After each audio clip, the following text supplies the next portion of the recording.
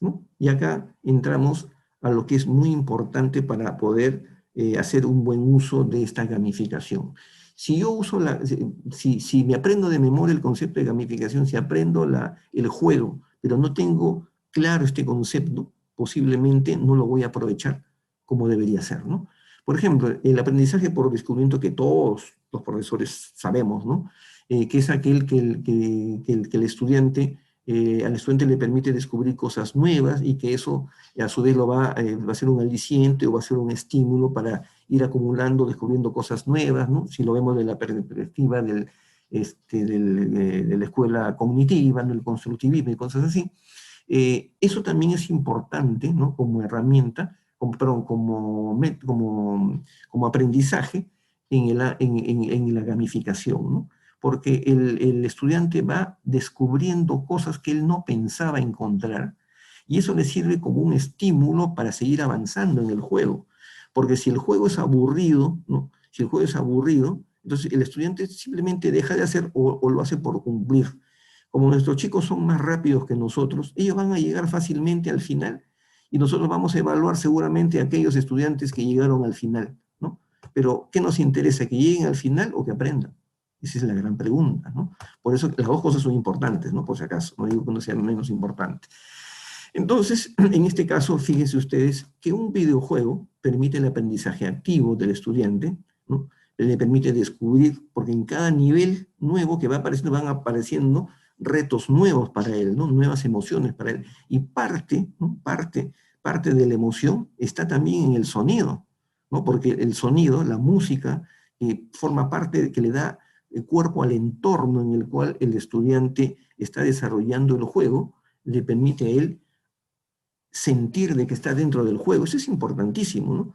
En cambio, si me toman un examen con Kahoot, ¿dónde está la gamificación? No. Y si el software que yo estoy utilizando, o el programa que estoy usando, no tiene música, también va a ser importante, pero le falta algo, ¿no? Y después vamos a ver que hay otro concepto que se llama el storytelling, ¿no? Es decir, que el videojuego tiene que tener consigo una historia, ¿no? Es esa historia en la cual el estudiante tiene que ser parte de esa historia para poder sentir el aliciente de ir descubriendo cosas nuevas, ¿no?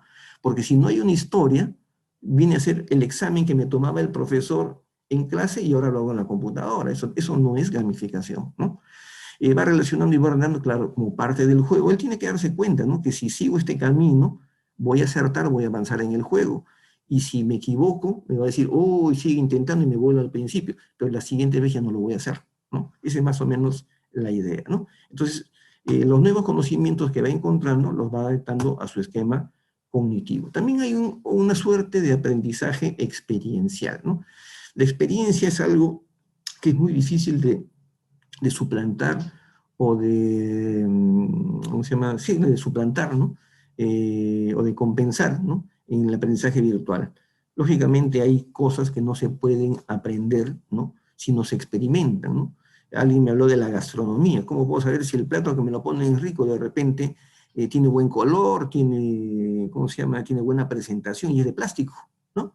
Y me parece que si mientras yo no experimente, no voy a poder percibir, no voy a poder ser parte de este juego, de este videojuego, y por lo tanto yo no me voy a sentir estimulado para seguir avanzando en el juego, ¿no? Y ahora vamos a ver que no es el juego por el juego tampoco, ¿no? Entonces, de una experiencia simple, ¿no? El estudiante tiene que comprender el problema que se le está presentando delante, porque si no comprendo el problema, no voy a poder avanzar en el juego. Entonces, hay un aprendizaje reflexivo también, ¿no? Porque el estudiante se da cuenta que si va hacia la derecha y no a la izquierda, si responde A o no responde B, de repente, de pronto, no va a poder avanzar en el juego. Hay juegos que permiten correr atajos, pero si el juego consiste en encontrar una clave, por ejemplo, digo, ¿no? Hay un juego que se llama la edad del tiempo, ¿no? La máquina del tiempo, perdón. En la máquina del tiempo, el estudiante ingresa a la edad antigua, a la prehistoria, ingresa a la edad antigua, a la edad media, a la edad moderna, a la edad contemporánea, y en cada edad va encontrando preguntas, ¿no? que pueden ser de historia, como pueden ser preguntas de otras áreas relacionadas a ese tema, ¿no? Y de tal forma que después que el alumno completa o responde correctamente a las 4, 5, 6 preguntas de cada edad, obtiene un número de clave. Después va juntando las claves y en la etapa final del juego le pide ingrese el número de la clave. Y recién ingresando el número de la clave, el estudiante ha ganado el juego. En ese caso, ha logrado salvar el futuro, de pronto en ese juego ha logrado llegar al final y encontrar la clave secreta de cómo conservar mejor el medio ambiente. Es decir, la imaginación es mucha, pero finalmente el estudiante se da cuenta que si no sigue los pasos adecuados y no llega ¿cómo se llama?, a la respuesta correcta de un modo ordenado, entonces él no va a llegar al final. Y lo que quiere el estudiante, ¿qué es? Llegar al final, pasar el nivel y llegar al final, ¿no? Entonces, al final del camino, ¿no?, adquiere o encuentra un nuevo conocimiento. Pero este nuevo conocimiento, si lo vemos dentro del entorno del juego, no significa que acabó el juego, significa que terminó el nivel y empieza nuevamente el siguiente y el siguiente y el siguiente nivel. Y el número de niveles va a estar determinado seguramente por el nivel educativo del estudiante, porque yo no le puedo poner muchos niveles a un estudiante de primaria, aun cuando sea que sea un videojuego sobre un tema que le guste, ¿no? Es decir, tenemos que, la virtud, ¿no?, la virtud que tienen estos videojuegos es que el buen profesor, y todos ustedes son buenos profesores, van a utilizar el videojuego, ¿no?, de acuerdo, y el nivel, la intensidad, la velocidad, el número de niveles, qué sé yo, de acuerdo ¿cómo se llama?, al tipo de competencias que quieran fortalecer para una futura evaluación o para el futuro aprendizaje, ¿no? Y aquí me detengo medio minuto. El juego puede ser utilizado en dos etapas: antes que el profesor dicte la clase o después que el profesor dicta la clase. Si yo hago un videojuego, ¿no?, yo programo un videojuego sobre, no sé, el ciclo del agua, ¿no?, entonces si lo utilizo antes, tendré que hacer preguntas, tendré que hacer preguntas de acuerdo al nivel de conocimientos que el estudiante trajo del año anterior, ¿no? Y dentro del juego tengo que ponerle algunas, ¿cómo se dice?, algunas señales, ¿no?, algunas pistas, donde le explique el concepto que le va a servir para seguir avanzando en el juego, que para él es un concepto nuevo. El objetivo es simplemente que el alumno tome conocimiento, ¿no?, se familiarice con los términos, nada más. No necesita aprender, necesita familiarizarse con los términos. Eso es el enfoque que nosotros le podemos dar cuando usamos un videojuego antes, ¿no? Por ejemplo, si es un estudiante que ya sabe leer, le gusta el pupilete, es un pupilete muy simple, le ponemos como tema y como palabras aquellos términos que recién el profesor en la siguiente clase va a utilizar, porque el alumno tiene que familiarizarse con los términos. Pero si el videojuego se utiliza después de la clase del maestro, entonces el objetivo es diferente. El objetivo es ampliar los conocimientos, ¿no?, o la información que el profesor le dio en clase. En ese caso, el contenido del videojuego debe contener algunos conceptos o algunas herramientas o algunas preguntas que incluyan lo que el profesor hizo en clase y aquellas preguntas que de pronto con las pistas nuevas pueda conocer el estudiante, y lo va preparando no para el examen, sino lo va preparando para adquirir la competencia que está en ese momento en proceso de desarrollo, ¿no? Y también, finalmente, tiene que haber un aprendizaje significativo, ¿no? Y vuelvo a lo que dije al inicio, el concepto de aprendizaje significativo. Como el mismo Ausubel, ¿no?, no definió qué cosa es un aprendizaje significativo, ¿no?, porque los libros dicen, Ausubel dijo, pero en realidad nunca lo dijo.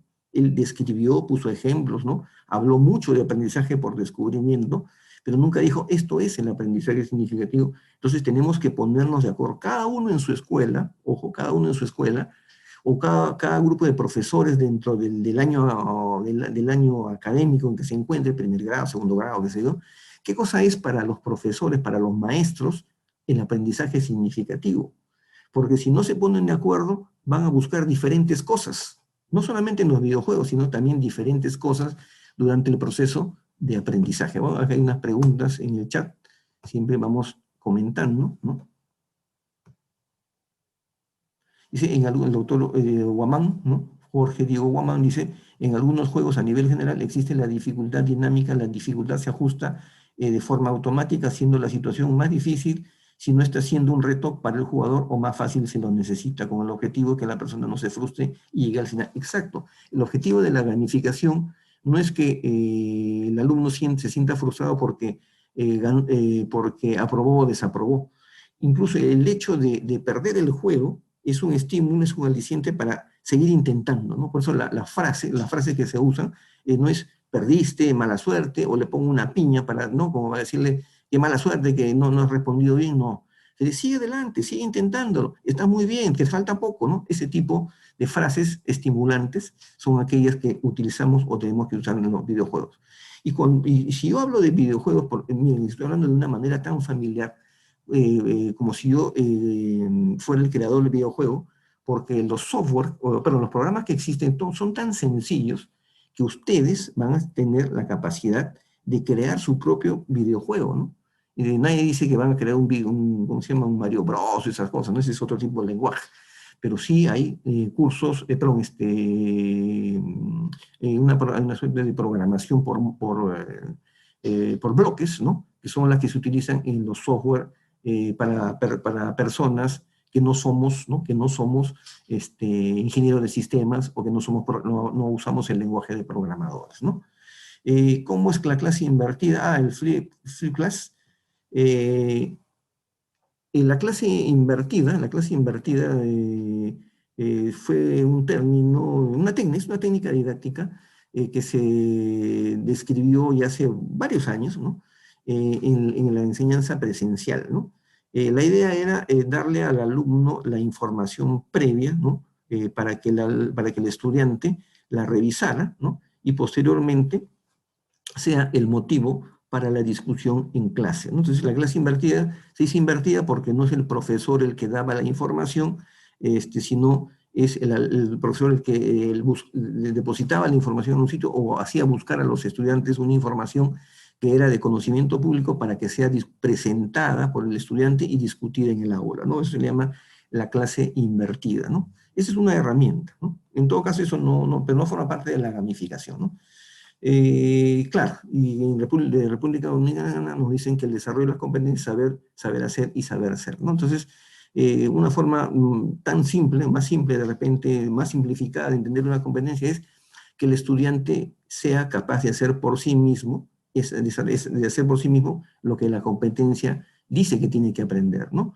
Porque si va a desarrollar la competencia con ayuda del papá, de la ayuda del profesor o qué sé yo, entonces no se puede decir que el alumno ha aprendido la competencia, ha logrado la competencia o ha alcanzado la competencia. Entonces el alumno o el estudiante alcanza la competencia cuando es capaz de hacer eso por sí mismo, ¿no?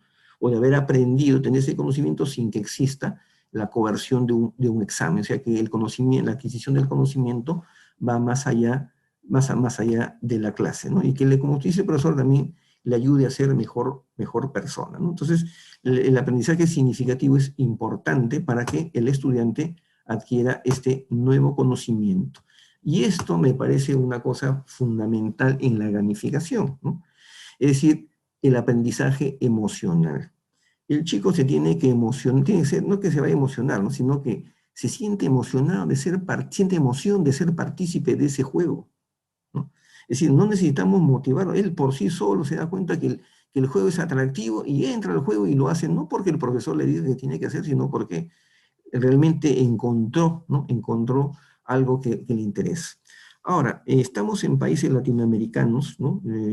Hacemos mea culpa, todos los países creo que estamos en la misma cosa. No existe una cultura del autoaprendizaje, esa es la verdad.